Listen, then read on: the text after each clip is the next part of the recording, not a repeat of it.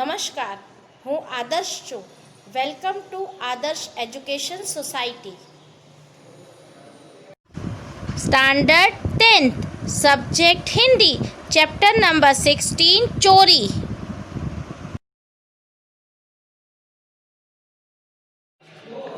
अब हम पाठ को आगे बढ़ाते हैं बच्चों. नंदन ने मालती को शांत कर कहा.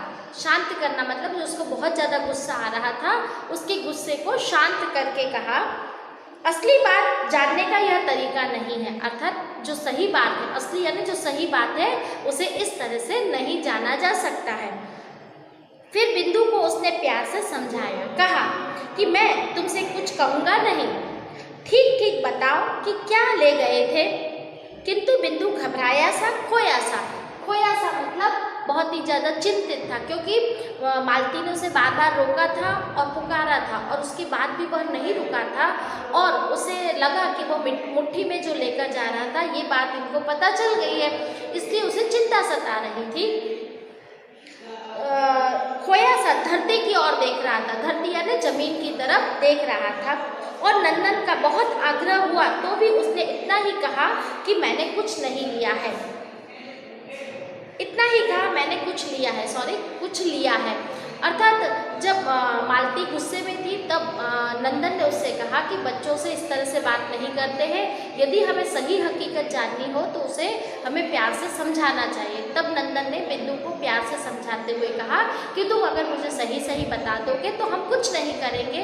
बताओ, तुमने कुछ लिया है. नंदन की बात सुनकर बिंदु कुछ नहीं बोला, केवल धरती की तरफ यानी जमीन की तरफ देखने लगा और सिर्फ इतना ही कहा कि मैंने कुछ लिया है. नंदन फिर भी खींचना यानी झुंझला जाना, गुस्सा आ जाना. उसने ये कहा ना कि मैंने कुछ लिया है, पर फिर भी नंदन को गुस्सा नहीं आया. बोला, अच्छा चल देखो तू कूड़ा कहाँ फेंक कर आया है. अर्थात नंदन ने उससे कहा कि बताओ तुमने कचरे को कहाँ फेंका है, उसे उस जगह पर मुझे लेकर जाओ. बिंदु पहले तो कुछ ठिठकना यानी रुक जाना. अनंतर यानी बाद में, उपरांत. बिंदु अनंतर चुपचाप आगे हो लिया. अर्थात वह आगे बढ़ा और नंदन मालती उसके पीछे पीछे जाने लगे. नंदन और मालती ने वह जगह देखी पर कुछ दिखा नहीं. यानी बिंदु उसे वहाँ ले गया था जहाँ पर उसने कुछ फेंका था. बिंदु के जगह के बताने पर नंदन और मालती को वह चीज़ नहीं दिखाई दी, कुछ भी नहीं दिखाई दिया जहाँ पर बिंदु उन्हें ले गया था. नंदन ने कहा, बिंदु यूँ हैरान करने से क्या होगा. अर्थात हैरान करना मतलब बिंदु तुम हमें क्यों परेशान कर रहे हो. परेशान करने से तुम्हें कुछ भी नहीं मिलेगा. बता क्यों नहीं देते थे कि तुम क्या लाए थे. तुम सच सच बोल दो कि तुमने वहाँ से कमरे में से कौन सी चीज़ उठाई थी. बिंदु के होठ खुले. होठ खुलना मतलब कुछ बोलने के लिए होठ खुलना या कुछ कहना. जैसे कुछ कहना चाहता हो पर फिर बंद है. उसे बहुत ज़्यादा डर था कि उसके साथ क्या होगा, इसलिए वो उसने बोलने के लिए कुछ बोलना चाह रहा था, पर बोलते बोलते वह चुप हो गया. हाँ कहो, रुक क्यों गए. नंदन ने शांत स्वर में कहा. जब बिंदु कुछ भी नहीं बोला तो प्रेम से समझाते हुए नंदन कहता है कि रुको मत, तुम जो कुछ हो वो मुझे बता दो. बाबूजी. बिंदु फिर चुप हो गया. शाबाश, कहो. बाबूजी, थोड़ी सी मेवा नीचे पड़ी थी, मैं उठा लाया. मेवा यानी काजू, किशमिश, बादाम है, उसे हम सूखा मेवा कहते हैं. तो यहाँ पर मेवा मतलब जो किशमिश और बादाम के और ये जो होते हैं वो मेवे कहलाते हैं. वो ज़मीन पर पड़े हुए थे, वो चीज़ बिंदु ने उठा ली थी. बिंदु कह तो गया, पर जैसे वह अनुभव कर रहा हो कि दुनिया का जाने कितना गहरा पाप उसने कर डाला हो. उसकी आंखों में उसे ऐसा लग रहा था कि आज मैंने सबसे बड़ा गुनाह किया है, अपराध किया है, ऐसा पाप किया है कि नीचे पड़ी हुई चीज़ में अर्थात मेवे को मैंने उठा लिया मुट्ठी में, तो मुझसे बहुत बड़ा पाप हो गया है. उसे इस तरह का महसूस हो रहा था. मैं कहती थी ना, मालती बोल उठी, कि यह कुछ ना कुछ लेकर जरूर आया है.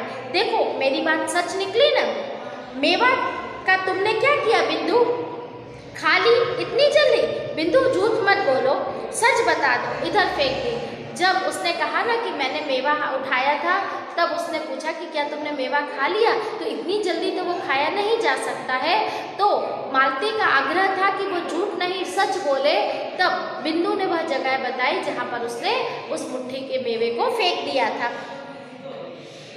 नंदन और मालती ने देखा कि उसकी बताई हुई जगह पर काजू और किशमिश पड़ी हुई है। नंदन ने बिंदु के कंधे पर हाथ रखा और कहा, मेरे साथ आओ। उसे बहुत ही ज़्यादा, नंदन को बहुत ही ज़्यादा अजीब लग रहा था कि एक छोटे से बच्चे ने मात्र और मात्र मेवे के टुकड़े को उठा लिया है और जिसके पीछे इतना बड़ा बवाल हुआ है। तो उसने कुछ कहने के बजाय वह नंदन है वह बिंदु को अपने साथ लेकर कमरे की तरफ बढ़ता है।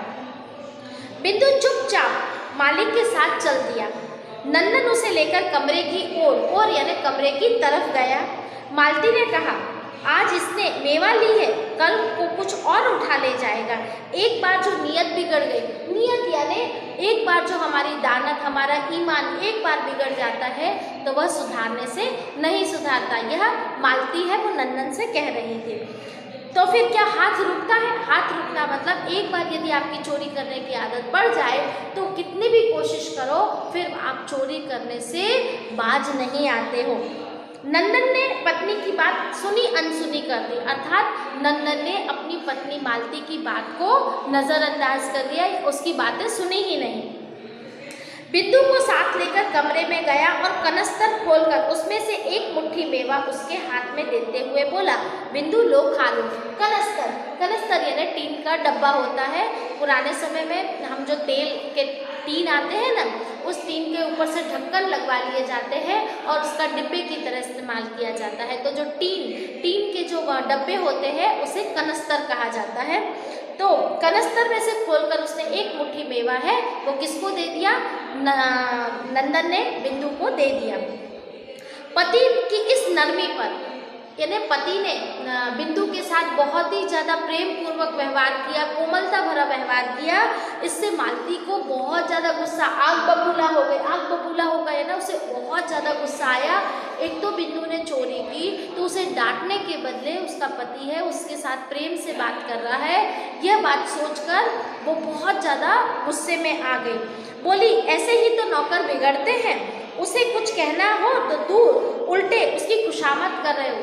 तुम उसे डांट नहीं रहे हो, उसके बदले तुम उसकी खुशामद यानी तुम चापलूसी कर रहे हो, उसे प्रेम से समझा रहे हो। उसने चोरी की है तो तुम्हें उसे डांटना चाहिए, बदले में तुम उसकी प्रशंसा कर रहे हो झूठी। यह बात मालती है वो नंदन से कहती है। नंदन मुस्कुराया, बोला, मालती चोरी बिंदु की नहीं है, हम हैं, चोर बिंदु नहीं है, चोर हम हैं। अब आप बच्चों सुनो कि नंदन क्या कहता है, और यह हर एक समाज के व्यक्ति को, हर एक जिम्मेदार व्यक्ति को इस बात पर अवश्य विचार करना चाहिए। उसने क्या कहा? नंदन ने मुस्कुराया और बोला, मालती चोर बिंदु नहीं, हम हैं। क्यों? हम क्यों ऐसी चीज़ें खाएं सबको नहीं मिलती, मतलब हमें सबके सामने ऐसी चीज़ों को क्यों खाना चाहिए जो किसी को नहीं मिलती है। इसी से तो चोरी की भावना का जन्म होता है। हम रोज़ मेवा खाते हैं, एक दिन इस बेचारे का मन चला आया तो थोड़ी सी ले ली तो क्या हो गया? हमारे घर में पैसे हैं जिसके कारण हम मेवा ले सकते हैं। अब हम उस बच्चे के सामने बैठकर रोज़ मेवा खाते हैं तो कभी उस छोटे से बच्चे का मन भी ललचाया होगा कि क्यों ना मैं भी मेवा खाऊं। और उसने चोरी नहीं किया था, उसने ज़मीन में से उठाकर उसे खाने के लिए हाथ में लिया था। तब नंदन कहता है कि सचमुच हमें ऐसी चीज़ों को नहीं खाना चाहिए जो दूसरों को नहीं मिलती। यदि हम उनके सामने ऐसी चीज़ों का सेवन करेंगे या खाएंगे तो दूसरों के मन के अंदर उस भावना और चोरी का जन्म होगा, अर्थात उस चीज़ को पाने की इच्छा जागृत होगी, और जब वो नहीं मिलेगी तो उनका कदम चोरी की तरफ बढ़ेगा। इसलिए हमें ऐसी वस्तुओं को दूसरों के सामने नहीं खाना चाहिए जो उन्हें मिलती ही नहीं है। अगर ऐसा सब कोई समझ ले तो अपने आप ही चोरी का जन्म होते हुए रुक जाएगा। मैं कब कहती हूँ कि कुछ हो गया, बात मेवे की नहीं है, नियत की है। अर्थात मालती उससे कहती है उसने थोड़ा सा मेवा उठाया, उससे मुझे कोई तकलीफ नहीं है, परंतु आज उसने मेवा उठाया था, नियत, उसका ईमान है वो डोल गया, उसकी नियत दानत खराब हो गई। आज उसने मेवा उठाया, कल कुछ और भी उठा सकता है। इसका जी चला था तो मांग लेता, अर्थात अर्थात इसका मन खाने का हुआ था, तो मुझसे आकर कहता कि बीबी जी मुझे मेवा चाहिए, तो क्या मैं उसे नहीं देती? मैं ना देती, तब कहता ना घर में 50 चीज़ें रहती हैं, यूँ तो जिस पर मन आएगा उठाकर ले जाएगा, और एक दिन यही होना है, वह ना करेगा तो वो तुम करवाओगे। अर्थात अगर उसके मन में मेवा खाने की इच्छा जागृत हुई तो उसे मुझसे कहना चाहिए था, उसे उठाना चाहिए नहीं था। इसी तरह घर में हज़ारों चीज़ें पड़ी रहती है, जब उसे ऐसा लगेगा कि ये उसकी इच्छा हुई तो वो चीज़ उठाकर क्या ले जाएगा, तुम उसकी चोरी को तुम बढ़ावा दे रहे हो, ऐसा करके वो नंदन को कहती है। मालती यह बात नाराज होने की नहीं है, सोचने की है। जब तक सब चीज़ें सबको नहीं मिलती, चोरी बंद नहीं हो सकती है। चोरी अच्छी नहीं है, पर आज की स्थिति बड़ी लाचारी हो गई है, अतः बहुत ही ज़्यादा मजबूर भरी स्थिति है।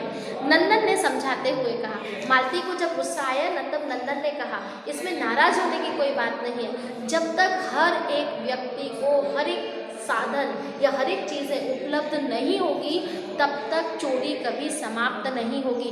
आज समाज में यही स्थिति है, और यह स्थिति बहुत ही ज़्यादा मजबूरी भरी स्थिति है। क्योंकि लोग चोरी क्यों करते हैं? जब उन्हें कोई चीज़ प्राप्त नहीं होती है और वो अपनी उस प्राप्त करने की या उस खाने की चीज़ को रोक नहीं पाते अपनी इच्छा को, तो वो चोरी की तरफ मुड़ जाते हैं। तो जब तक समाज में से हर एक चीज़ को, हर एक व्यक्ति को हर एक चीज़ खाने के लिए नहीं मिलेगी, तब तक तो चोरी होती ही रहेगी। इस तरह से नंदन ने मालती को समझाने की कोशिश की। तब मालती है वो नंदन से कहती है, देख लेना एक दिन यही बिंदु घर में से ट्रंक उठाकर ले जाएगा, मेरा नाम मालती नहीं। इतना कहकर मालती रसोई में चली गई। नंदन पुनः अपनी कुर्सी पर आ बैठा और उसका मन दूसरी दिशा की ओर चला गया।